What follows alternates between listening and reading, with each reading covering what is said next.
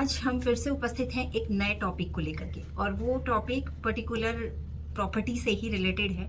हम बात करेंगे कि अगर कोई विवादित जमीन है जो आपके और किसी दूसरे पक्ष के बीच में चल रहा है और वो मैटर कोर्ट में है या कोर्ट में नहीं भी है और उस पर विवाद है कि उस पर मेन मालिकाना हक किसका है, टाइटल किसका है, और उसके बाद भी दूसरा पक्ष आपके जमीन पर या उक्त जमीन पर जिस पर विवाद चल रहा है उस पर निर्माण करा रहा है अवैध ढंग से, या फिर उसकी बिक्री कर रहा है और आप कुछ नहीं कर पा रहे हैं। आपको ये लग रहा है कि कहीं मैं किसी तरह का विरोध करता हूं तो वो व्यक्ति आपको जान से न मरवा दे, क्योंकि वो व्यक्ति दबंग टाइप का है। अब आपको ऐसा क्या करना चाहिए कि आप उक्त जमीन पर जिस पर कि अभी टाइटल क्लियर नहीं हुआ है, मतलब जिस पर अभी मालिकाना हक किसका है इसका निर्णय नहीं हुआ है, और उसके बाद भी विपक्षी पार्टी उस पर जमीन पर कोई निर्माण कार्य कर रहा है, बिक्री का कार्य कर रहा है, तो आपको क्या करना है? आप कैसे उस बिक्री को, उस अवैध निर्माण कार्य को बंद कराएंगे? आज उसके उपाय के बारे में हम चर्चा करेंगे और ये जानने की कोशिश करेंगे कि आपको ऐसा क्या करना चाहिए जिससे अवैध कार्य उस पर बंद हो जाए, बिक्री बंद हो जाए। तो आइए बात करते हैं उपाय की तरफ।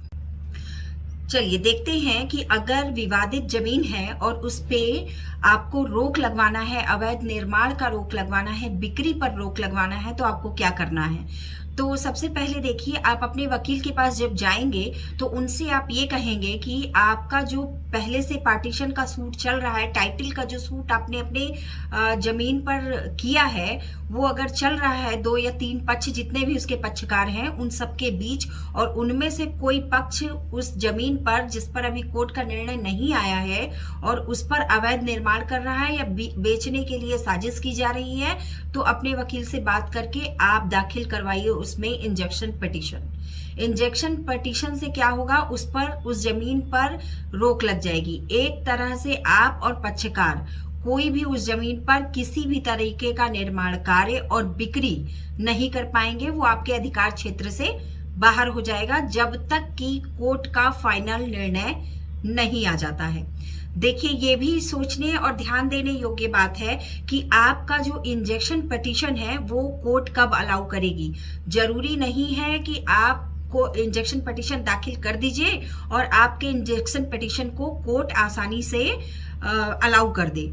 तो ये 3 पक्ष ऐसे हैं जो, अगर आपका ये 3 पक्ष मजबूत होता है तो कोर्ट इंजेक्शन पिटीशन को जो है वो अलाउ कर देती है। पहला क्या है, प्राइमा फेशिया कोर्ट ये देखती है कि क्या उस सूट में इंजेक्शन पिटीशन को दाखिल करना या इंजेक्शन पिटीशन को अलाउ करना क्या जरूरी है।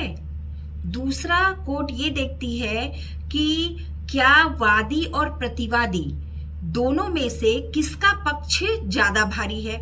मतलब कि जो आपने टाइटल सूट पहले से दाखिल कर रखा है उसमें ये देखती है कि मालिकाना हक जो टाइटल बन रहा है वो बन किसकी तरफ रहा है, पक्ष किसका भारी है।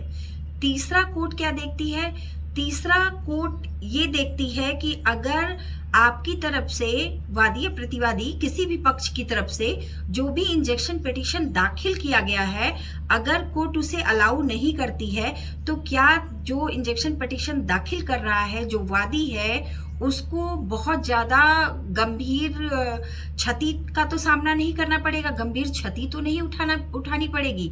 अगर ये 3 पक्ष आपके मजबूत हैं तो कोर्ट आपके इंजेक्शन पिटीशन को अलाउ कर देती है। मतलब इस तरीके से आप इंजेक्शन पिटीशन को दाखिल करके आप विवादित जमीन पर दूसरे पक्षकारों को किसी भी तरह के निर्माण कार्य और बिक्री पर रोक आसानी से लगवा सकते हैं। तो आशा करती हूँ आज जो मैंने आपको बातें बताई हैं वो कहीं ना कहीं आपके काम आएगी, आपकी समस्याओं में समाधान का रास्ता बनेगी। तब तक के लिए मैं आप लोगों से धन्यवाद कहती हूँ, और फिर हम जब अगला वीडियो बनाएंगे तो उसमें ज़मीन से रिलेटेड और भी जो मुद्दे हैं उन पर बात करेंगे।